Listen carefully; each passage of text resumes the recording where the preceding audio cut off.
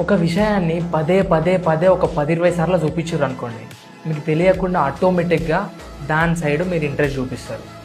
For example, నాకు shoes కొనుక్కోవాలని ఉంది. నేను మింత్రాకో అమెజాన్కో పోయినా, షూస్ యాడ్ టు కార్ట్ కొట్టినా, తర్వాత డబ్బులు లేవు లేకపోతే సంథింగ్ ఏదో రీజన్ నాకు నచ్చలే ఆపేసిన.